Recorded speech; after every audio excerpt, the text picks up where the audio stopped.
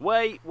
Okay, so before I jump into this video, I really want to quickly announce that the first boosted meet and greet now officially has a time and date. So loads of you guys have been asking me when the first boosted meet and greet is going to be held, and I'm proud to announce that it is going to be held on the 9th of April. That's a Sunday, by the way, so it's going to be nice and sunny at 6 PM GMT down here in my local area. The postcode for the event is WD172SF, so make sure you stick that in Google Maps and see if it's worth coming down, see if you're not too far away. Hopefully, if you're not, I can see you there. I'm super hyped for this event. It's the first time I'm ever going to hold a meet like this, and hopefully meet some of you awesome people, meet, greet, have some fun, look at some awesome cars, and I will be giving away a hoodie and some stickers to the person who shows up in the nicest and freshest car. If you'd like to know more about this event, I have actually got it up on my boosted Facebook page. If you haven't, make sure to go and check that out so you can see all of the details, where it's being hosted, and you can post a picture of the car that you're bringing to the event. So guys, make sure you clear your calendar for the 9th of April. It's going to be a mad one. Hopefully I can see lots of you guys there, meet some of you, have an awesome time. But anyways guys, that is it. Let's get on with the video.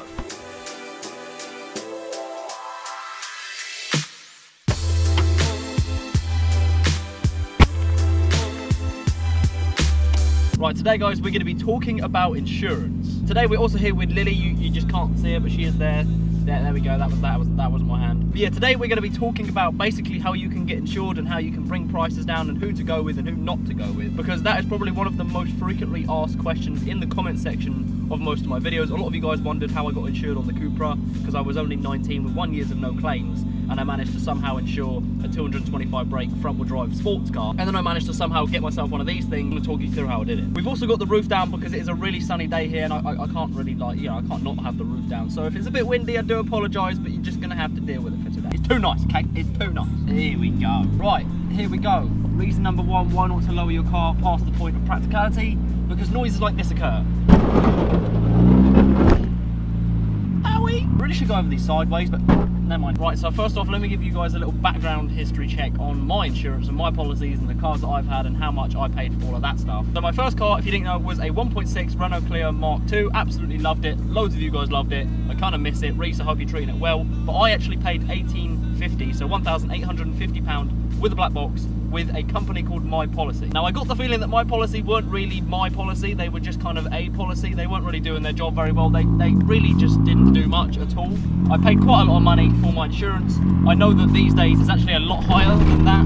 So, I mean, I've got kids telling me in the comments that they're paying 3 or 4 grand for their first car on insurance, which I just think is stupid. So that was the first car I ever owned, my Clio. I paid £1,850 on insurance with a black box. In the second car I owned, the Widowmaker, the Cupra R, I paid a total sum of around £2,800 on insurance for that bad boy. That was without a box, and that was with a company called Go Skippy. And once again, I have a feeling that they kind of go skipped off and just didn't really provide me much insurance. And now we are on to this, the Mark 1 Mazda MX-5. Now, a lot of you guys are asking how much I paid for insurance and who I'm with and how do I manage to get that quote. I'll answer it for you guys real quick right here. I paid £1,800 for this car on insurance. That is without a box, and that is with a company called Direct Line Insurance. Now, I'm 19 years of age, and I have 1 year of no claims discount to use on any vehicle policy that I can have. So that did kind of play into effect of how I managed to get it so cheap, but there's a few other ways I actually managed to bring it down that much, because beforehand I was getting quoted around £5,000 or £6,000 a year on insurance with a black box. I mean, that's just silly. Right, so for you first time drivers out there, you guys are probably wondering how you can get the cheapest car insurance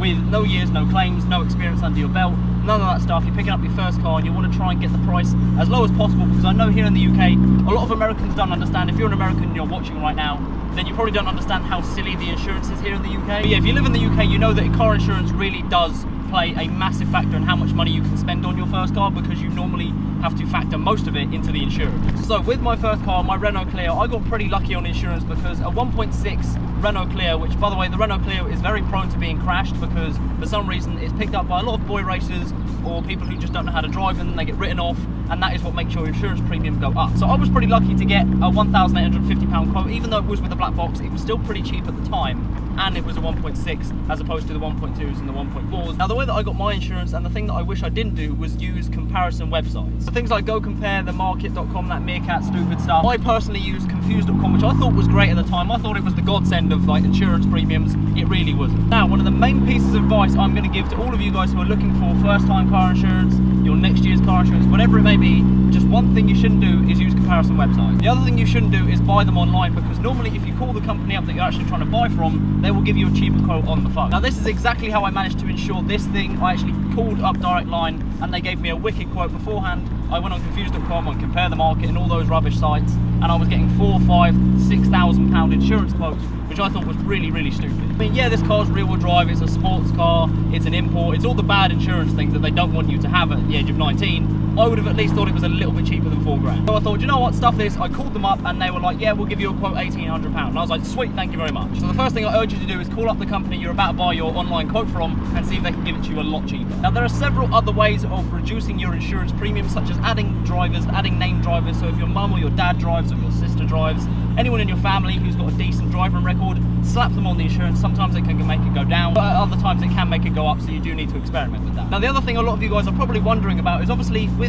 your first car, you probably want to do something to it. You probably want to modify it, you want to add some cool little LED light strips, you want to put some neon on it, a body kit, some exhausts, all that good stuff. Please don't do that, ever. Don't do that. I mean, if you do decide to do it, one thing you probably want to do is declare your mods. I highly recommend to everyone that you do declare your mods to your insurance company, because in the event of a crash, and you don't have your mods declared, you're technically uninsured and they won't pay out as much as they might have if you declared the mods. So at least give them a call up and just ask them how much it's going to be to say add this and that, see how much it adds to your premium. If it's worth going for, I would 100% recommend to do it. If not, you're at your own risk. So my rule of thumb generally is if you can't insure the mod, don't do the mod. And normally insurance policies are mainly down to 3 key main factors. That is 1, your job, 2, your location, and 3, your age. So if you're like me, you're quite young, you have 1 year of no claims, and you're living in a fairly not rough area. I mean, I don't live in like Brixton or anything, so you know, I'm not going to get stabbed and my car's not going to get stolen, which is great. It also quite highly depends on the vehicle you are trying to insure, because obviously every single vehicle is under its own insurance category. Now these categories are basically based on your age and then how many people crashed that car in your age group. So the main key tips for this video, guys, to get the cheapest insurance quote you can possibly get on whatever car you may be buying is 1, make sure you call up whatever insurance company you're thinking of starting a policy with. Try and add any named drivers to see if it goes down or up. Obviously, you do have to experiment with that. Don't take my word for it. Try it yourself.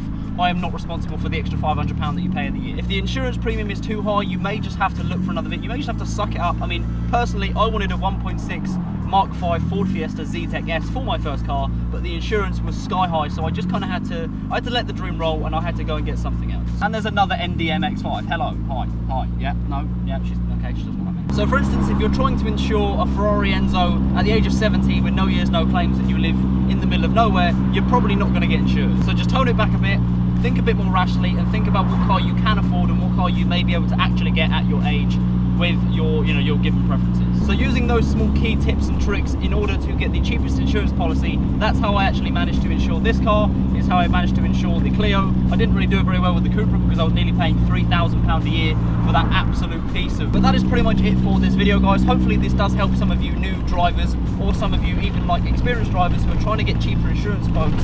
Hopefully it helps you bring down the money a little bit. Hopefully it gets you a better quote, and if it does, make sure to let me know down in the comments saying that I've helped. Or if you guys have tips and tricks on how to get the insurance quote cheaper, let us know down in the comments so that we can all get much better insurance quotes. But other than that, guys, that is pretty much it for this video. I want to thank every single one of you guys for watching it, and of course make sure to remember that the 9th of April, the first boosted car meet is happening. Make sure you are free, make sure you're available, make sure you make your ass down there, because it is going to be a good night. If you did enjoy this video, make sure to go ahead and leave a like, it'd be greatly appreciated. And of course, if you haven't already, make sure to click that subscribe button. But that is it from me, guys, and that is it from Lily. Lily, say bye. Bye. There we go. Right, anyways, that is it for this video. Thank you all so much for watching. I will catch you in the next one. Peace.